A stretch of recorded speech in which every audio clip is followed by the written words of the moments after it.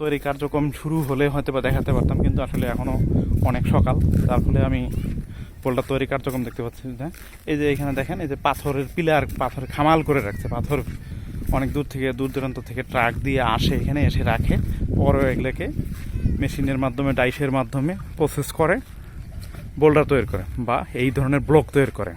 একটি ব্লকের ওজনও অনেক। আর মাঝে মধ্যেই দেখতে পারবেন আপনার শুধু গাছ আর গাছ, যেহেতু এটি নদীর পাড়ে। আর এখন এদিকে বলা যায় যে এই কয়েকদিন গাছের সিজন চলতেছে, এদিকে গাছ ছাড়া আর কিচ্ছু নেই, সব জায়গায় গাছ আছে। এই যে দেখেন পাথরের খামাল, আর সব দিকেই বোল্ডার।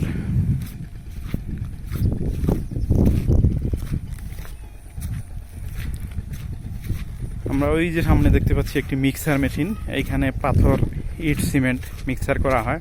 তার পাশেই ব্লক বানানোর যে ডাইস, যেটির মধ্য দিয়ে এই ব্লকগুলো তৈরি হয়। এই ব্লকগুলো তো স্কোয়ার সাইজের ব্লক, মানে চতুর্পাশে সমান।